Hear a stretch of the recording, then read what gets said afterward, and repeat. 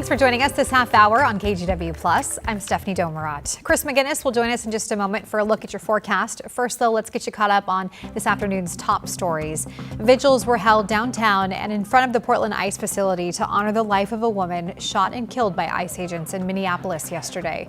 The Trump administration says the shooting happened out of self-defense, claiming the woman was trying to run over ICE officers with her car when they shot her. Minnesota leaders called for the removal of ICE from their community, a sentiment echoed by Portlanders who say ICE and other federal agents have acted recklessly. The Salem City Council voted last night to deny a man convicted of murder a spot on a community police review board. Kyle Hedquist was granted clemency by former Governor Kate Brown after he was convicted of murder in 1994 when he was 18 years old. City councilors and the public were sharply divided during the meeting, though Hedquist was ultimately turned away from the role. Councilors also voted to adopt new criminal history background check guidelines for future appointments. And we are just a bit more than 24 hours away from kickoff at the Peach Bowl in Atlanta. Today, Ducks head coach Dan Lanning and Indiana Hoosiers coach held their final press conference before the game. They touched on a variety of topics from the keys to the game to the transfer portal, and Coach Lanning even spent some of the time reflecting on what this game really means to him. Our Orlando Sanchez will have more from today's conference live from Atlanta that begins this afternoon at 4 p.m.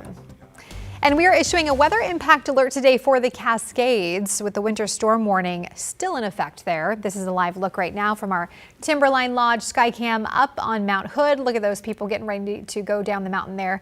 Lots of boarders and skiers enjoying all this fresh snow, currently sitting at 4 feet of snow, with 3 of that coming just from this storm. Let's get to Chris McGinnis with more. Hey, Chris. I think everybody pretty happy about that up there. All right, a little bit lower, but still impacting travel. The snow through the Cascades. This is, of course, a little lower on the mountain at 4,000 feet at Government Camp. Highway 26 right there, and the road that takes you up to Timberline. Well, it looks like cars are having no problem navigating that, but in any event, the weather impact alert continues as long as that winter storm warning continues for the Cascades. But for the potential of a few more inches of snow up there, but the pattern itself is breaking down into a more showery pattern, as in some snow showers and then some dry time, some snow showers and some dry time. That said, if you are heading up and have to head between Central Oregon and the Willamette Valley, expect snow-covered roads over the passes. Chains or traction tires are required on Willamette, Santiam Pass, and Government Camp. So just know that if you are heading there, always a good idea as well to have an emergency kit with you.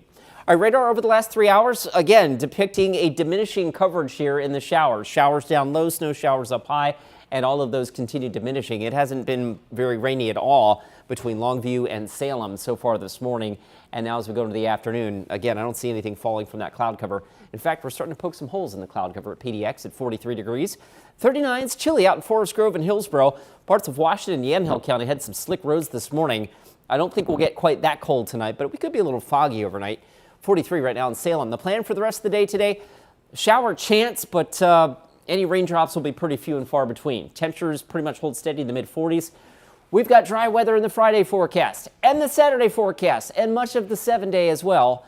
We'll break that down for you coming up in just a few minutes. Okay, we'll see you then, Chris. Thank you. We're continuing to follow the Trump administration's push to assert control in Venezuela after capturing President Nicolas Maduro in a surprise nighttime raid over the weekend. The White House now saying it intends to control the distribution of the South American country's oil products in the long term. NBC's Gabe Gutierrez reports from neighboring Colombia. The Trump administration is ramping up its efforts to control Venezuela's oil, and the president is now reiterating that this will not be a short-term plan. The president signaling that the U.S. could be involved in Venezuela for years. In a new interview with the New York Times, the president was asked how long it could take, a few months, a year. The president saying it could be much longer.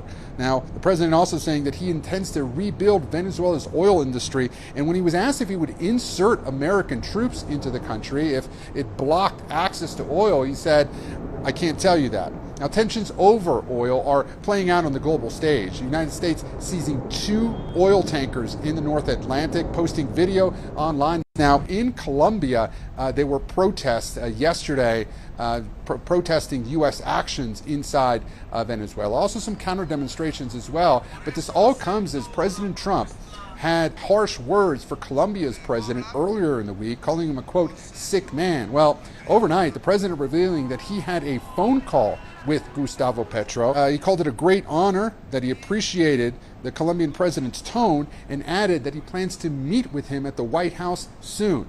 Now, this all comes as President Trump has been rapidly upending American foreign policy that has been around for decades. The president now signing a memorandum ordering the U.S. to withdraw from 66 international organizations and bodies that he says are contrary to the interests of the United States, many of them associated with the United Nations. Back to you. That was Gabe Gutierrez reporting. In an update closer to home, Oregon's governor is now doing a massive 180 and asking lawmakers to repeal a major transportation funding package. That's after some of it, including a gas tax hike, was paused when critics got enough signatures to send it to voters this November. Our Catherine Cook has more.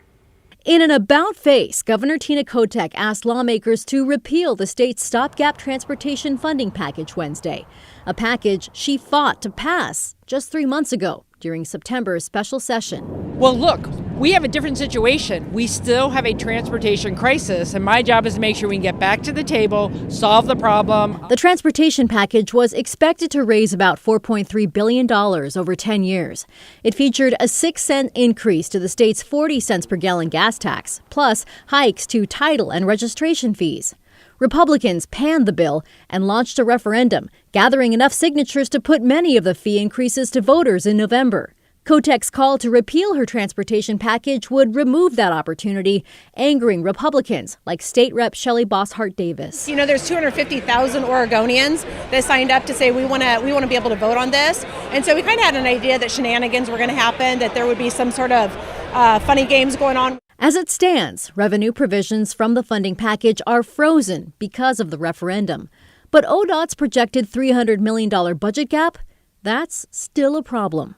And what I've been told is those dollars have to come out of ODOT's budget somehow. We're going to figure it out. These are hard conversations. There's nothing easy about this, but if we all work together, we'll figure it out. Meanwhile, Republicans are doubling down on their argument that ODOT has enough existing funds to cover core costs without a massive transportation package. But really, truly, ODOT is too big and too much to everyone. And we need to focus on maintenance and preservation as number one goal, and that's not currently happening. Well, that was Catherine Cook reporting for us. And Kotek says she plans to convene a bipartisan group of lawmakers and stakeholders to develop a transportation package for the 2027 legislative session. So I am going to recess our meeting to tomorrow, when we will pick back up at the previously scheduled time. Thank you all. Well, that marked the end of a marathon 6+ hour Portland City Council meeting last night. The 12 councilors arguing over who should be the next council president and vice president. It's something the council will now do every year because of the new form of city government that took effect in January of last year. But last night ended with no decision. Councillor Pertolguini received 6 votes. Councillor Knoll received 6 votes. Now, current council president Alana Pertolguini is up against fellow District 2 councillor Samir Kanal. 7 votes are needed for a decision to be final. Developing this afternoon, a St. Helens woman who had just launched her dream business is now being forced to start over after a thief stole a trailer right out of her driveway. Carissa Albertson is the owner of Mini Munchkins, a mobile children's boutique. She says this business has been her dream, giving her the flexibility to sell at pop-up events while also caring for her 2 young kids. She had only done 2 events when that trailer that housed her entire business was stolen the day before Thanksgiving. She says she lost nearly $13,000. I had clothes, toys, books, cups, blankets. I had basically a little bit of everything. We just put so much work into that trailer that I was like trying not to lose hope that everything was just completely gone and that something would eventually turn up. Albertson is now raising money through a GoFundMe to restock her inventory and buy new machines so she can start making clothes again. Anyone with information should contact St. Helens Police. Coming up after the break, thousands of women in Oregon and Southwest Washington could be in for a payout from a popular app used by nearly a quarter of all women in the U.S. How to know if you qualify when we come back. The KGW Plus TV app, streaming 24/7. Local news from the team you trust on your time. Track how the weather will impact your day. Certainly becoming increasingly hazardous. Extended, continuous coverage of breaking news live from the scene. That snowpack is still heavy. Go deeper with in-depth interviews and exclusive reporting. All the local news you need, live or on demand. KGW Plus. Download on your TV and watch for free.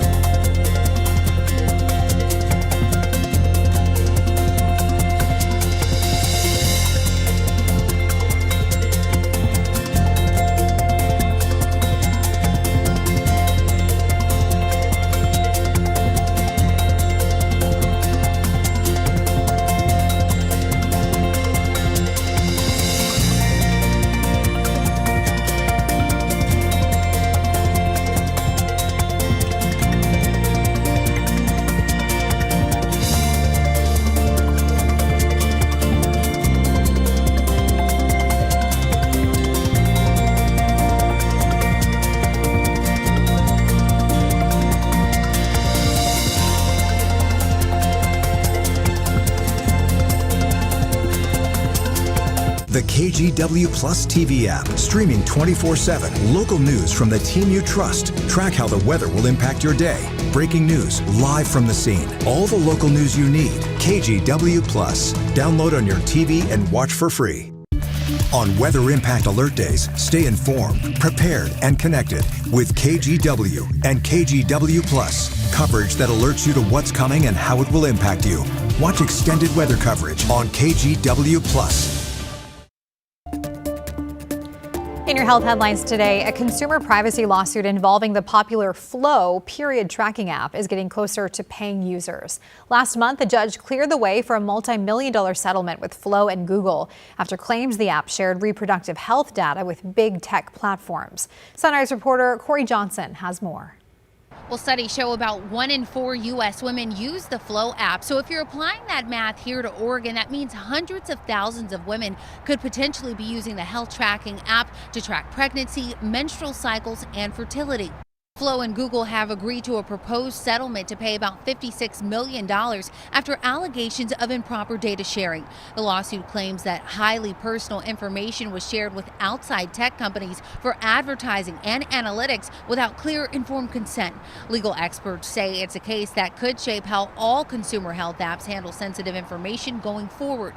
The EFF, or the Electronic Frontier Foundation, tells me many users mistakenly believe that just because an app is health related, it's HIPAA protected. Is something that allows companies to track you across apps. You've seen a pop-up that says ask app not to track you. That's turning off your advertising ID. It makes it really easy for companies to connect your activity across apps and build a profile of your activity. Now keep in mind, a judge still has to grant final approval before anyone can receive money who was impacted by the lawsuit. Now, those who used the app between 2016 and 2019 and entered sensitive information regarding pregnancy, menstrual cycles, or other important information may be eligible to file a claim once the court approves that settlement.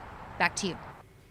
All right, Corey, thank you. Meanwhile, Oregon Attorney General Dan Rayfield is suing 3 major insulin makers and pharmacy benefit managers for more than $900 million. The lawsuit claims the companies coordinated to inflate insulin prices, even as production costs dropped. The alleged scheme involved boosting list prices to get favorable placement on drug lists, then paying rebates back to the middlemen.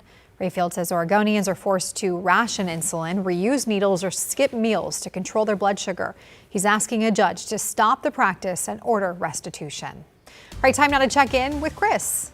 All right, showers diminishing down low, snow showers beginning to diminish up high as well. What if I told you I had a 7-day forecast that was more dry than not in early January? Would you believe me? Stick around, I'll show you. The KGW Plus TV app, streaming 24/7. Local news from the team you trust on your time. Track how the weather will impact your day. Certainly becoming increasingly hazardous. Extended, continuous coverage of breaking news live from the scene. That snowpack is still heavy. Go deeper with in-depth interviews and exclusive reporting. All the local news you need, live or on demand. KGW Plus. Download on your TV and watch for free.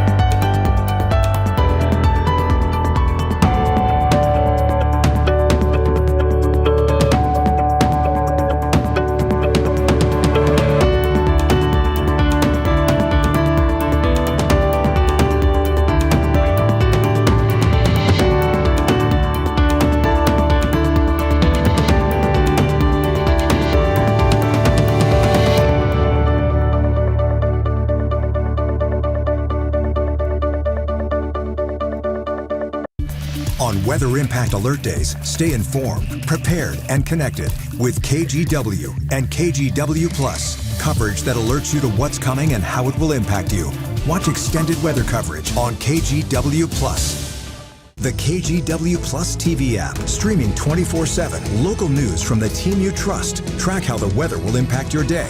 Breaking news live from the scene. All the local news you need. KGW Plus. Download on your TV and watch for free. All right, just a few days away from the weekend. I think a lot of people might be heading to the mountain. Yeah, I think it's going to be pretty packed up there. Yep. So that's what we start with. Of course, the KGW weather impact alert continues. There's got some borderers walking across the road that takes you up to Timberline there. This is, of course, Highway 26 through Government Camp. The weather impact alert continues again for a few more hours as the passes are snow covered. Willamette Pass, the Sandy Am Pass, and Government Camp are snow covered. Chains and traction tires are required up there if you're traveling that direction. Again, for a few more hours as that winter storm warning continues. All of that said, we're beginning to see a lull in the action. The snow showers are becoming a little discontinuous up there, and we've actually had a pretty dry break now for most of our day, from Longview through Vancouver, Portland, down towards Salem. There hasn't been more than a few sprinkles up and down the I-5 corridor in the last 3 hours, and that trend will continue. Not completely dry, but I think the raindrops moving forward will be pretty few and far between. We'll probably get a little bit of patchy fog early tomorrow morning. Otherwise, I think tomorrow presents us a chance to give us some sunshine. Could be a frosty start to the day on Saturday, but then a dry day Saturday. Light rain returns on Saturday evening and into Sunday, and we'll show you that in a second. But our weekend forecast breaks down like this. It'll be nice to see some sun after a frosty start Saturday. Sunday will be cloudy with periods of light rain in the picture and highs once again in the upper 40s. How much rain are we looking at this weekend? Not a lot, unless you're at the coast, and specifically the North Oregon or South Washington coast. That's going to be the area that I think sees repeated rainfall. But as you get inland, the rainfall amounts really drop off. Saturday afternoon could be a little wet there. Saturday should be dry in the Willamette Valley. All right, let's walk you through futurecasts over the next couple of days. Again, tomorrow's a dry day, and we should see some clearing with a chance of seeing some afternoon sunshine. So a nice way to wrap up the work week. Rolling the clock into Saturday, here comes that next storm system, at first targeting the Washington coast and the North Oregon coast. And then that front kind of hangs out a little while before it gets enough of a push to bring some rain inland during the day on Sunday and possibly Monday. I'll keep rolling the clock here because beyond Monday, that system lifts to the north, and we set up for what could be a period of days, like maybe a week of dry weather with high pressure right over the west coast. And that means maybe some foggy mornings with some afternoon clearing and temperatures generally in the seasonably mild side. So that brings me to this graphic. As wet as it's been through, December was a pretty wet month, and January, of course, the first couple of days has been pretty wet. The outlook going through now the third week of January actually highlights a pretty good chance of below average precipitation. What does that mean? Well, exactly what that model was showing us, a chance for an extended period of dry weather in the forecast. Not necessarily what the skiers want to hear after they just hit the jackpot. The good news is it's still snowing up at Timberline Lodge right now where it's 22 degrees. And again, they're sitting on a 4-foot base now, largely thanks to the storm that we're still experiencing up there. We've got some rain showers on the east slopes of the Cascades and out on the East Gorge. This is live in the Dalles right now at 43. Meanwhile, look at that. Some rays of sunshine over the state capitol, 43 down there as well. And last but not least, we do have some sun at the Oregon coast. Check this out. Live in Lincoln City right now. It's 44 degrees and partly cloudy. The remainder of the day today has us generally hovering in the upper 40s. Temperatures tonight dip down to the mid-30s. Tomorrow should be a partly cloudy day, so a good-looking Friday. Pretty good-looking Saturday as well. We've got that light rain on Sunday and possibly Monday. Monday is a little bit of a wild card, but I'll step out of the way real quick.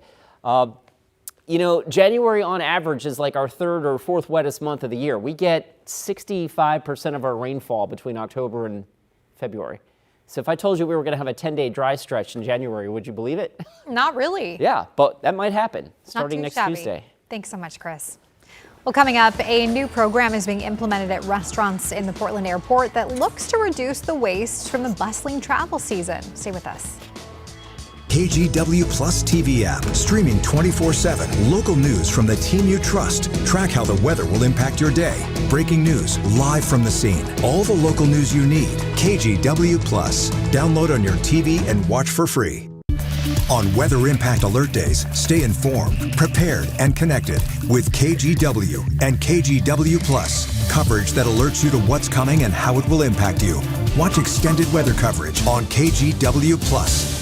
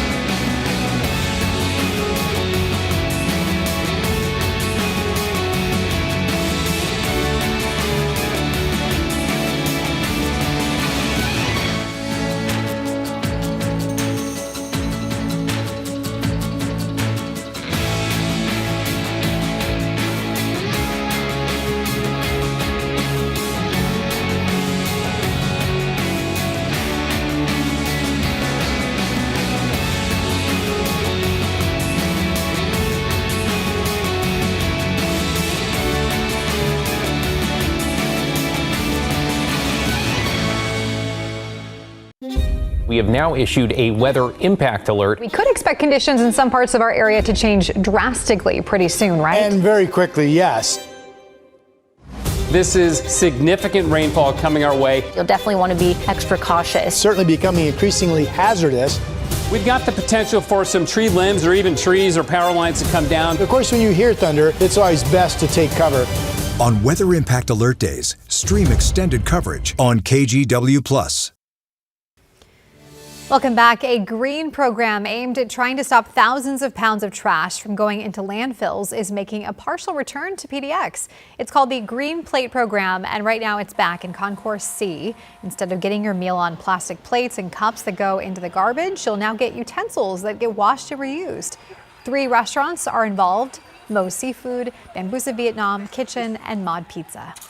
At 300 pounds for this food court, if we do prevent 30% of that waste, that's about 90 pounds a day, so over a year, that's almost 33,000 pounds of waste going to the landfill. Now, if this sounds familiar, the program was piloted in 2017, but was put on hold during construction. There are now plans to expand it airport-wide later this year. We'll be right back after this.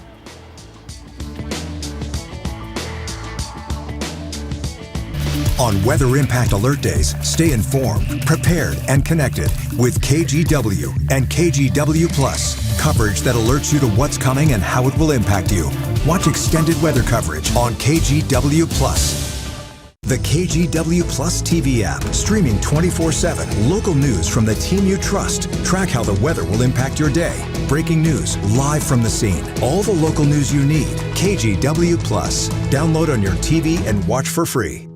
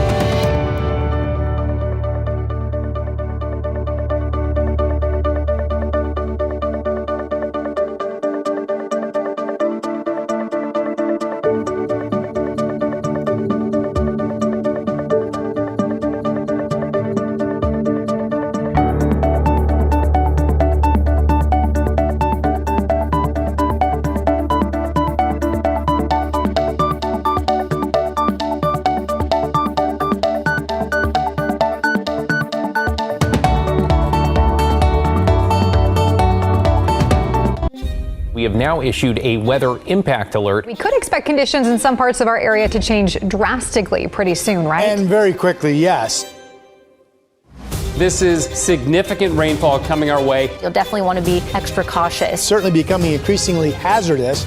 We've got the potential for some tree limbs or even trees or power lines to come down. Of course, when you hear thunder, it's always best to take cover. On Weather Impact Alert Days, stream extended coverage on KGW+. Before we get to Chris's forecast, take a look at this. We're getting a sneak peek inside Northwest Portland's brand new library ahead of Saturday's grand opening. The Northwest Library on Petty Grove includes 11,000 square feet of space, which is double the size of the old branch. That means it's filled with artwork, a wider selection of books, laptops that can be checked out, and lots of different areas to enjoy. The new space is part of the library capital bond approved by voters. The Northwest Library is just one of 15 building projects, all set to be completed this year. It's been fun to see them be renovated and remodeled. It's been library weather too. That's true. Hanging out inside, cozy book. Yep. Yeah, there you go. We are watching the raindrops diminish, and in fact, I think the remainder of our afternoon will be more dry than anything as we bring up the 7-day forecast. Well, wait, we'll get to that. That's government camp. Let me get to the 7-day forecast. Yeah, it is a winter wonderland up there. Showers diminishing today, 46, 50 tomorrow. 50-50 weekend. Dry on Saturday, a little wet Sunday. And then after that system pulls out, there could be an extended period of weather next week, like Tuesday and beyond, that's completely dry. Wow. Unusual. Yeah, unusual for January for sure. All right, Chris, thank you. And thanks so much for joining us. A reminder, we've added more live news to KGW Plus from 7 to 9 a.m. and later at night at 5:30. Have a great day. We'll see you back here today at 4 o'clock.